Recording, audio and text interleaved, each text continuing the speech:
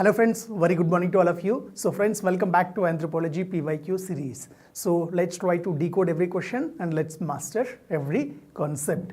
So friends, in today's discussion, let us take up another important question from paper 2 and let's try to discuss about it in a systematic fashion. So I hope all of you are using the opportunity properly, and I would like to inform you that you have to just write answers definitely, otherwise you will be at the disadvantaged edge. So learning the concept is different and solving the concept is different, question is different and writing is different. So you need to have writing ability also. So keep writing the answers for the questions, right? So let's look into today's question. So what's the question of the day with us? So we are on day 46, and on day 46 this is the question of the day for us. So look at the question. Trace the history and describe the method of formulating the list of OBCs both at the state and national levels. So this is the question that is there with us. So the question is very straightforward and the question has been picked directly from the syllabus, isn't it? So what to do with this particular question? So how to approach this particular question? So first, briefly introduce about say who are the backward classes, other backward classes. Then the next part, so then you jump to the demand of the question. So where first you try to talk about the historical background of the listing of the other backward classes. So that is one thing that you can do. After that, then you can just move towards what is the process of listing of the other backward classes both at the national level and at the state level. So this is what you must do. So I hope the demand of the question is clear. So let's proceed with the approach and let's proceed with the answer. So how we can write answer for the question. So in the first instance, so what you can say, so you can say that simply other backward classes are nothing but they are one of the most disadvantaged sections in the India. So where they are socially and educationally backward. So this is one basic information that you can see and that you can give in the very introduction. So then in the body portion, so you can just directly jump to the history of the formulating OBC lists. So what is the history? When we look from the perspective of the history, so history has a humongous journey with respect to listing of the other backward classes. So history lies with respect to pre-independent India as well as in the post-independent India and in the current times also. So in the pre-independent India, if you see, so it all starts with British Indian periods classification of the people. So there in British India, so they have systematically classified some section as depressed classes. So that's where the story starts. So let's try to first mention it. So history of listing OBCs. So this is the first thing that we should see. In the history, what we have done. So the very first thing that you should remember is that, so in British India, what was the initiatives? So in British India, we had one classification known as the depressed classes. So this was the first thing.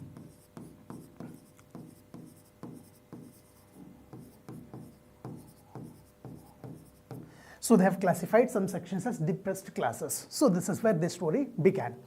And with the independence after 1947, so we have adapted our constitution in 1950, isn't it? So when we have adapted the constitution in 1950, so the constitution has given some more provisions to list the other backward classes. So where the next important thing that we can see roughly in the constitutional provisions.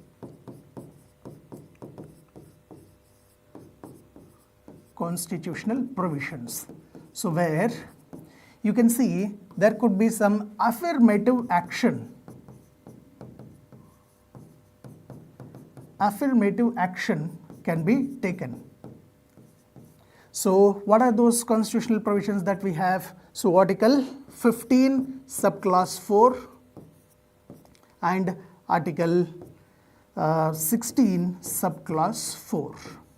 So affirmative action means what? Affirmative action means basically so providing reservations.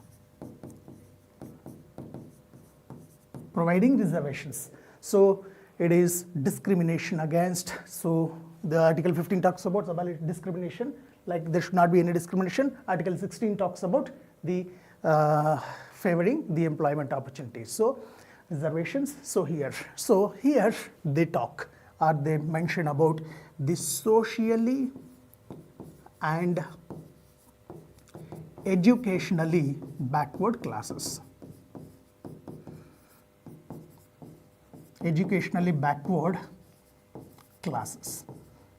So this was one important thing that you should remember, right? So this is where the journey further started.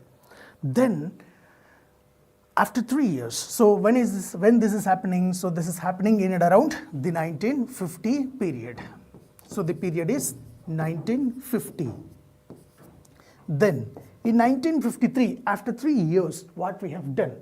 So we have, the government of India has constituted the first other backward classes commission. So that was one important thing. So first backward classes commission. So who were the chairman of the first backward commissions class in backward class commission? So can you text in the chat box if you know?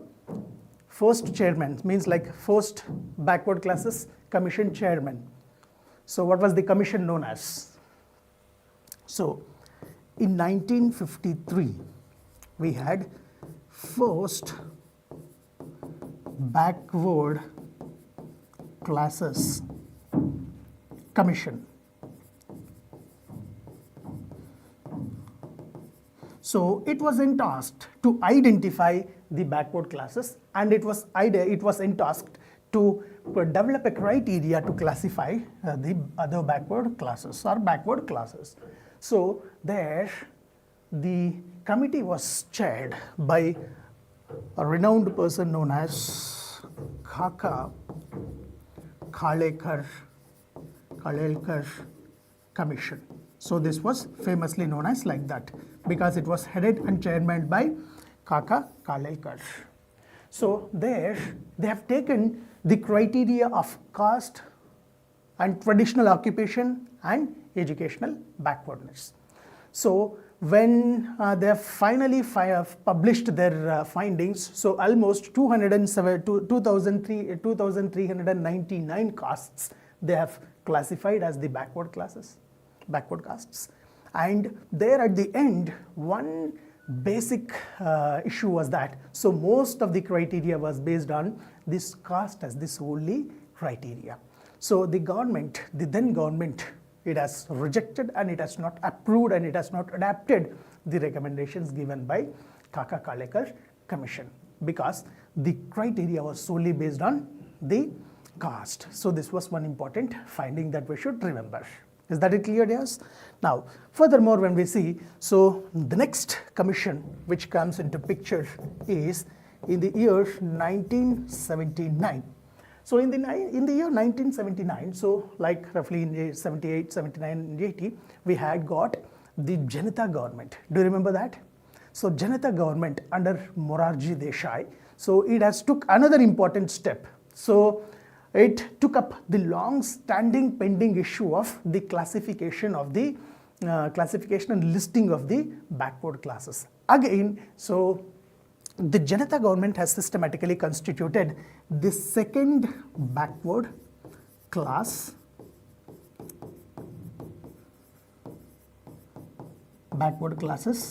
commission. So try to catch the essence. Now, what has happened? So here, who was the chairman or who was the head of this particular commission? So second backward classes commission. Can anyone text to the chat box? Because it is a very famous commission that everyone must know about the backward classes. So it's none other than that our BP Mandal Commission. So BP Mandal was the chairman. So it was BP Mandal, and it is famously known as the Mandal Commission.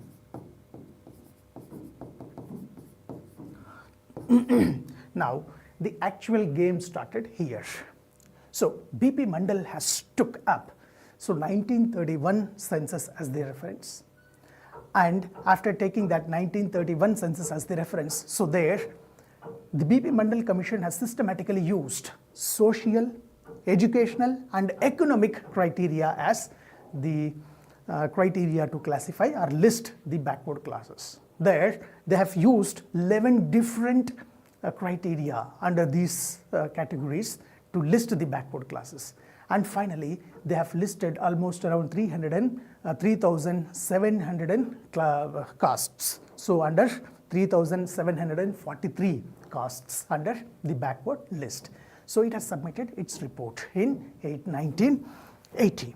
So after submission of the report, so the findings were that, chief findings were that, so we should extend of around 27% reservations to the backward classes, and these reservations should not exceed, the total reservations should not exceed to around 49.5%. That means, so total reservations in the entire country should not cross beyond 50%. So this was the recommendation that has been given by BP Mandal Commission.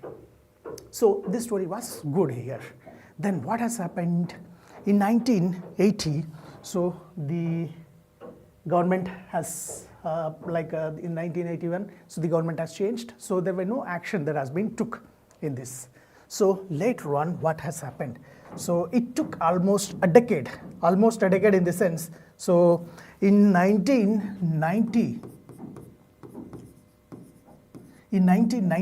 so the government has under the VP Charan Singh government, so they have started listing the backward classes. So here the story began. So the government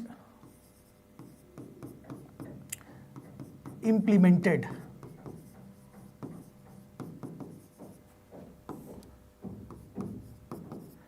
the recommendations.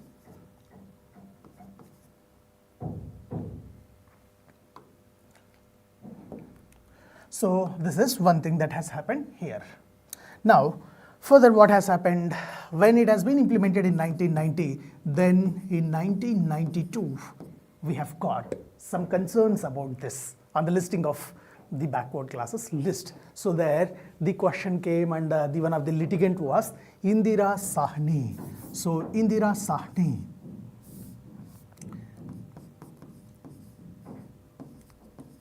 Sahni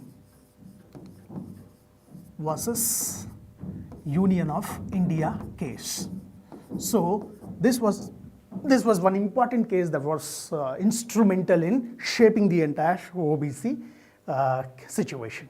So where the Indira Sahni, it appealed and others appealed to the Supreme Court. So there Supreme Court successfully upheld the decisions or recommendations that have been given by Mandal Commission, where they have upheld systematically. So 27% reservations.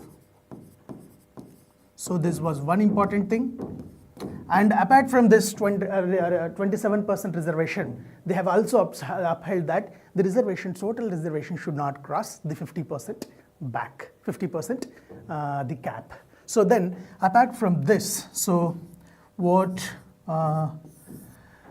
we have got is that, so there should be implementation of something that is known as creamy layer criteria should be implemented.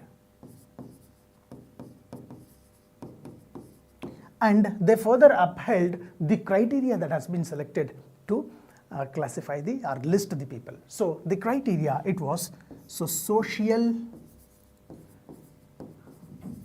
economic and educational criteria. So this was the criteria. So it has been further upheld. So like that, the Supreme Court has upheld so many of the recommendations and it has done it. So now what has happened? So with this, so we have got some clarity that we can proceed further. So then further what has happened? So further it came the next important development. So we have got a shock here that actually we do not have any sort of constitutional backup or statutory backup for listing these things. So that's why the issues are arising. So there was a need for framing up or constituting a body that looks into these kind of activities. So there in 1993, so the government of India has constituted National Commission for Backward Classes. National Commission for Backward Classes, right? So this is NCBC, National Commission for the Backward Classes. So this has been constituted as a statutory body in 1993. This development brought in so many changes. Then furthermore, what has happened? So there was no constitutional backup for this. So to give constitutional backup for this, so other important development has happened in the year 2018 in the form of the 102nd Constitutional Amendment Act, where NCBC has given the constitutional status under Article 338B. So this was one thing. So we have got our incorporated Article 338B. So Article 338A concerns with the NC, SC and ST. So like that. So 338B. Under that we have given constitutional status to this. So this was one development that has happened. And it was moving like that. So in the year 2021, we have got another important development through 105th Constitutional Amendment Act. So in 2021, so 105th Constitutional Amendment Act. So through this, so we have restored the state's powers to list the OBCs. So this was the final and recent, and it was one of the important thing that we should remember. So try to focus on all these developments. So when we start with British India, so they have classified as depressed classes. Then the constitution after independence, we have started with the SEBC. So SEBC, so socially and educationally backward classes. So this is how it all went on. So this is the basic thing to say, that is the history of listing of the other backward classes or backward classes. Is that clear for you all? So is there any doubt here in this portion? Right? Shall we proceed further? Okay. Now, when we move towards the further aspects, so what is the procedure or what is the process of listing the OBCs at the national level and at the state level? So this is one important thing that we should know. So let's have it in a systematic fashion. So method of listing OBCs. So this is very, very important thing. So first, let's take up this into two sections. So where one method or one thing we can learn about at the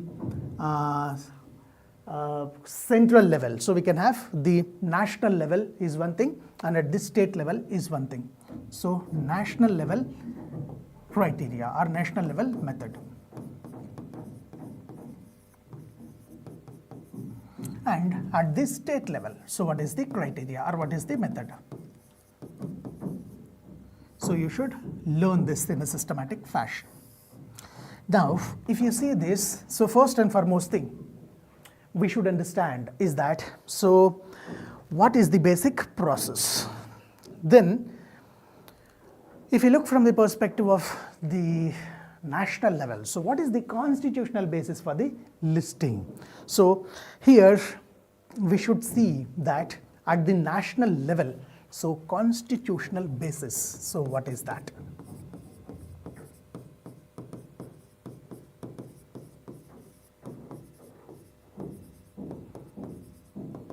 The constitutional basis is that two areas we can have. So first thing, under Article 342A. So this is one thing, one place. So where we can have Article 342A. So try to refer Article 342A. So where it has been defined the backward classes or other backward classes. So there we also has had Article 338B.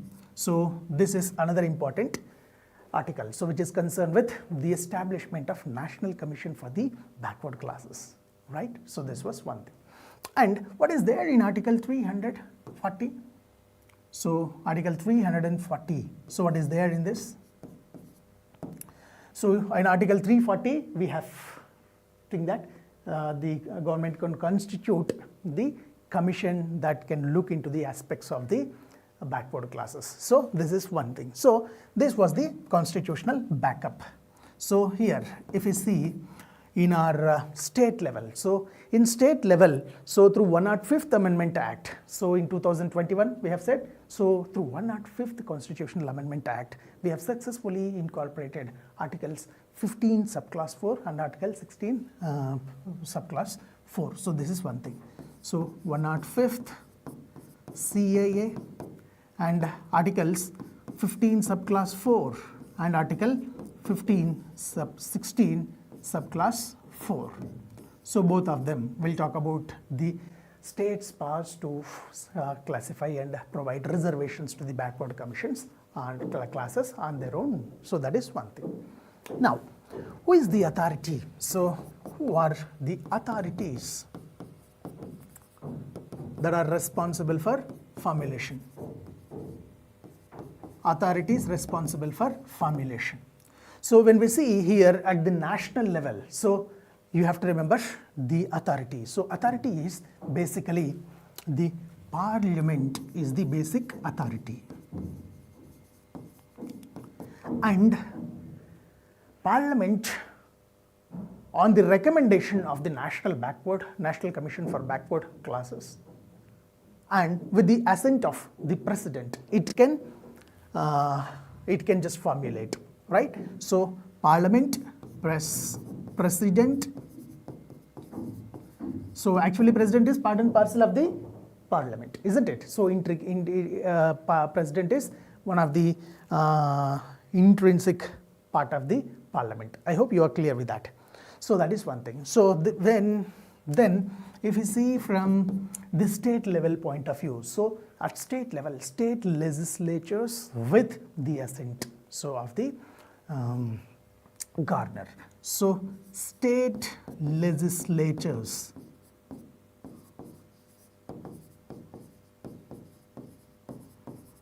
for here they have to be recommended by the State Commission for Backward Classes, State Backward Classes Commission. So this is one important thing. So here we should know that who is the recommending body.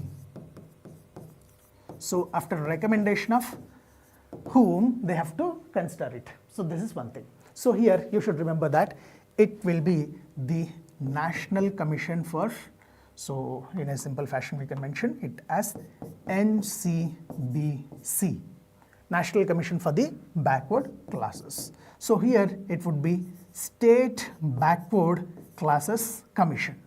So SBCC, so State Backward Classes Commission will be the body that helps in recommending this. Now, before to this, what we have to have, so who can apply this? Or like say for example, who can give the requisitions? So at the national level, it would be that states can give the representation, or certain the organizations can give representation, or even individual groups also can give the representation that please incorporate this particular group into the backward classes list. That's it, right? So this can be done at the national level. And at the state level, same, organizations can do or individuals can appeal. That's one important aspect, right? So when it is done, so then after doing this, so the next process is with respect to reviewal, and the thing is that, so we will proceed with the reviewal and the approval. So who will review and who will approve? So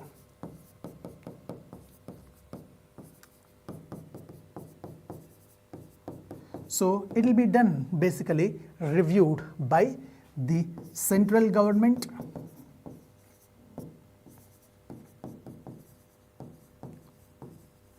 and here it would be the state government. They will review and they will approve it.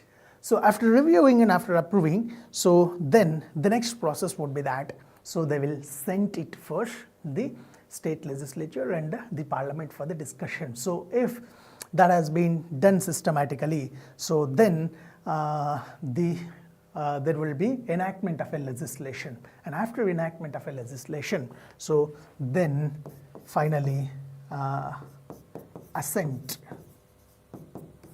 will be given. So assent will be given by president here, and assent will be given by governor here. This is one thing.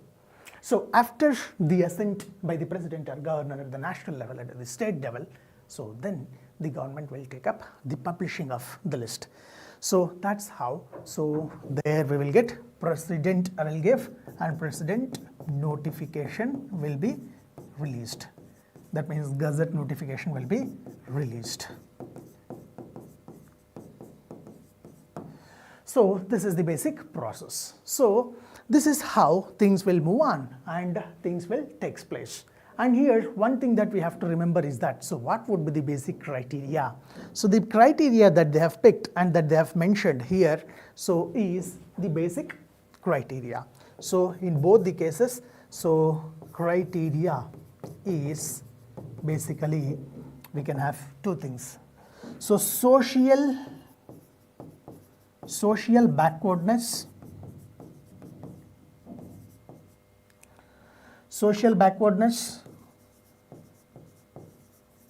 economic backwardness, and educational backwardness.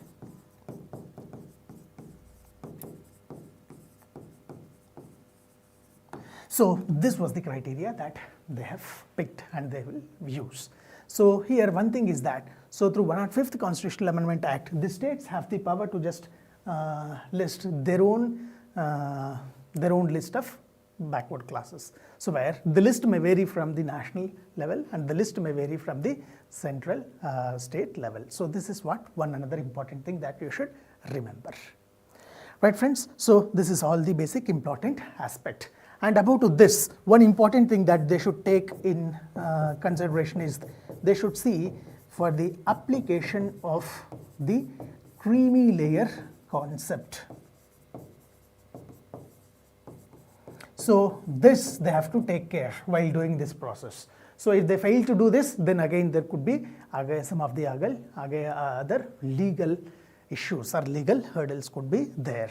So this is where, so the entire process, this is how the entire process will take up. So anyone can raise the demand of incorporation of the backward classes, be it could be individuals, be it could be the groups, be it could be organizations, be it could be the state governments are like that. So then it goes to the NCBC. So NCBC will recommend that, so try to incorporate these list into other backward. Then Parliament or the state legislatures will take up that. So then this is how the process, they will approve and things will proceed like this. So this is what the entire process of listing of the other backward classes. So that's with respect to this particular question. So any further doubts in this particular aspect? Right? So the concept is very factual and it's very straightforward. So you have to just know this and represent in a very systematic fashion. So that's all for the day from my side. So if there is any questions, you can just mention in the comment section. Otherwise, we can wind off the discussion for the day. Right, so good. So seems there are no further doubts. So that's all from the day from my side, friends. So in the conclusion, you can say that formulation of OB list is an evolving process where there were so many changes that have occurred from starting from the pre-independence India to the contemporary times. So you can say that, and you can say like the government has to take up the sensitive aspects into consideration, and it has to strategically move and strategically take up the issue as it is sensitive issue. So that's how you can just give in, and that's how you can conclude the answer. So that's all for the day from my side, friends. So we'll meet tomorrow again with another important question. So till then, try to write answer for the question and put your efforts perfectly. Thank you all of you for joining. So it's me, your Dr. Suresh Guramkona, signing off.